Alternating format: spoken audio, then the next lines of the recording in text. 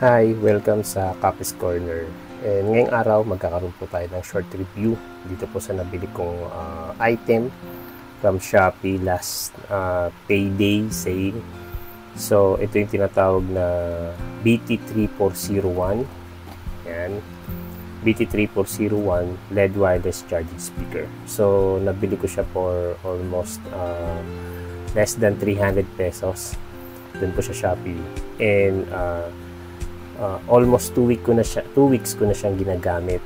So, tinest ko muna yung unit kung okay ba talaga siya. At the same time, kung sulit ba talaga siyang bilhin. So, makikita po natin yung different function niya.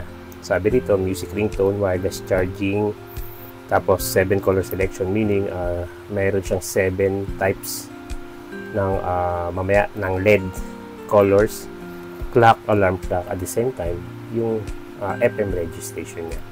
So, check natin yung unit. So, makikita natin. Ayan, ito po yung unit niya. So, kapag binuksan po kasi natin siya, ang kasama niya lang sa box is yung mismong unit, manual of course, at the same time, yung Type-C na USB. So, yung unit is made of plastic. Ayan. Plastic siya. Yung speaker niya is nasa likod. Tapos yung sa front panel niya po, ito po yung different functions niya. So, pero masabi ko, although plastic siya, medyo matibay naman siya. Yan. So, makikita din natin dito yung different function. The alarm clock, ito po. Yung nasa unahan is yung alarm clock. Clock. Alarm clock. Yung volume settings niya. Pero kapag naka-registration po tayo o kaya naka-FM mode, gagamitin natin siya for selection po ng station, tapos yung menu for alarm clock, and yung mismong menu o yung mode, at the same time ito po yung pinaka on and off niya.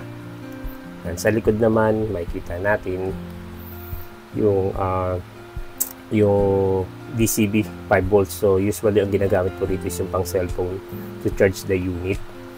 TF o yung saksakan po ng memory, USB, at the same time yung auxiliary. So yung auxiliary po, ginagamit ko siya kapag naka FM mode po tayo as antenna. So yung mga headset po natin, pwede natin siyang gamitin to serve as antenna para mas malinaw yung station niya. Yung USB, pwede siyang saksakan ng MP3. So yung USB, pwede mo siyang lagyan ng MP3 to play the music, or pwede siyang gamitin as charger. Yan. And napansin ko, hindi ka makakapag-charge pag ginamit mo tong USB na to na hindi siya nakasaksak. So mamaya itetest po natin siya. Tapos ang isa sa pinaka-features daw po nito ay walang iba kundi yung wireless charging.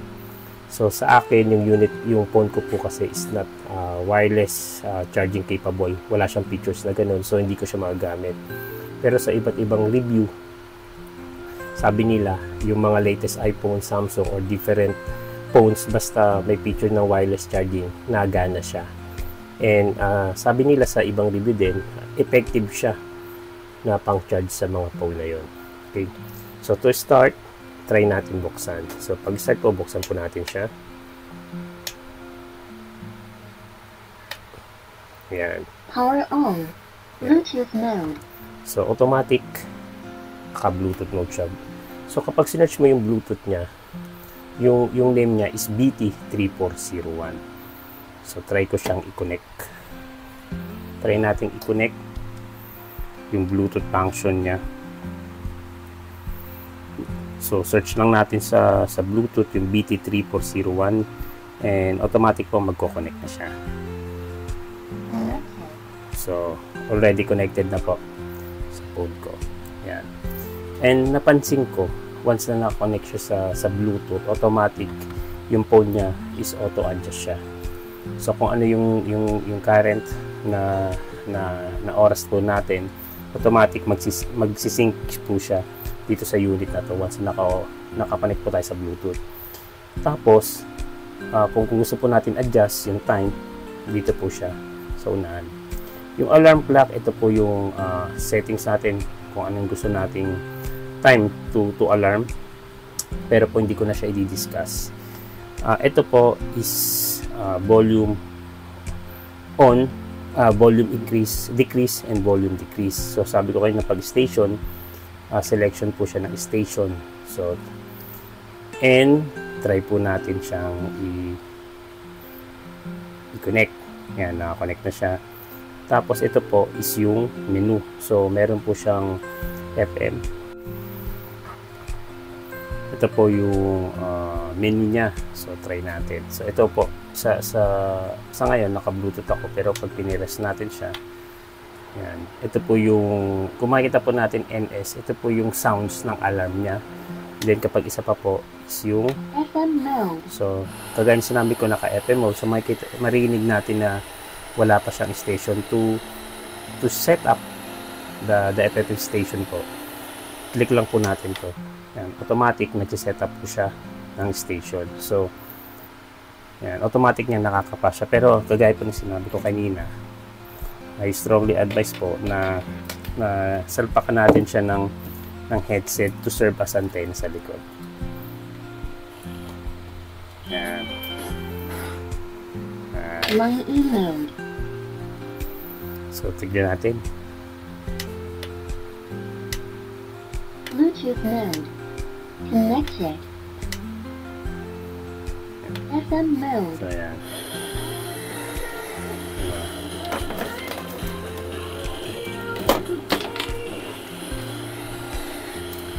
Select tayo ng station.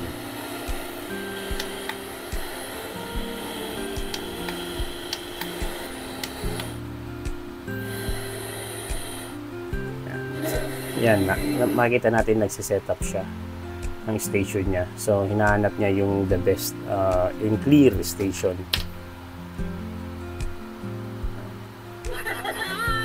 So, to stop, halimbawa na ano na natin, nahanap na natin mga station niya, stop lang natin, try natin. So, ito po, to select. Upper Cuts ko, maraming salamat sa mga effort nyo. Kahit hindi tayo kapag nilong press natin naman siya, ihina yung volume niya. Yan. So kapag long press naman to, mag-increase naman yung volume niya. Mga nag-forever request dito, yan. So kung babalik po tayo ulit, long press. Line E mode. Yan. Bluetooth mode. Ngayon, test naman natin kung Connected. ano naman yung source niya sa Bluetooth. So mag-play po tayo from YouTube. Tingnan natin kung gaano kaganda yung sounds niya. Try natin. Yan. Tingnan natin.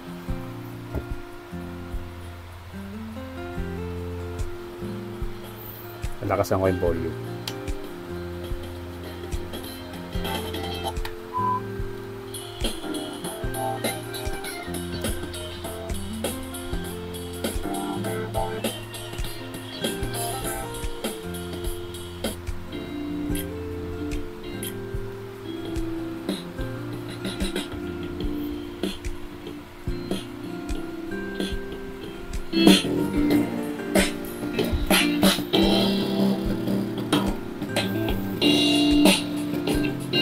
Na natin volume.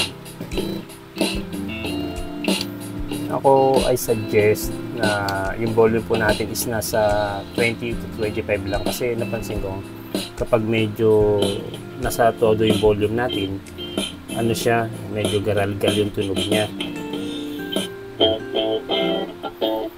So try ko ulit ilakasan.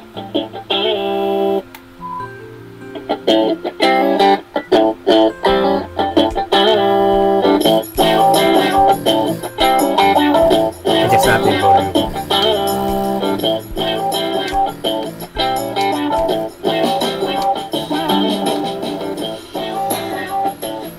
Yan. Hinahan ko lang konti. And tapos to change naman yung different mode niya o yung lights niya, ito po, click lang natin to. Meron siyang 7 different lights.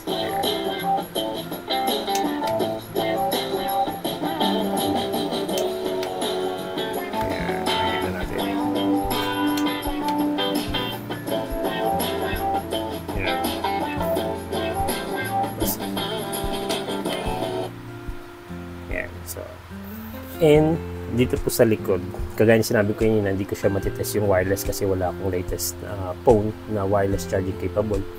So pwede tayong mag-charge using USB. Pero kagaya ng napansin ko, need lang natin talaga na gumamit ng nakasaksak siya to use the USB function as charger. For almost 1 week kong nagamit itong unit na to, sabi ko naman na okay siya, especially nga kasi nga maganda yung yung ilaw niya, nakakapag ganda siya ng atmosphere or yung ambience, especially dun sa mga kwarto natin or sala natin. And yung sound niya is very decent, provided nga lang na wag natin masyadong isagad sa 30 yung volume niya. And masasabi ko din na very siya, yung aesthetic niya maganda siya. I-place lang natin siya malapit dun sa sa mga magandang lugar, makikita natin. Tapos especially during dim light, yan, kapag patay ang ilaw tapos nakabukas na siya, nakaka-relax siyang tignan. So I hope na kahit papaano sa maikling reviews natin nakatulong to, at kung nagustuhan niyo po yung reviews natin or yung content natin, pa-like po and subscribe po dito sa channel na to. And maraming salamat sa time na pakikinig. So see you po on the next video. Bye bye.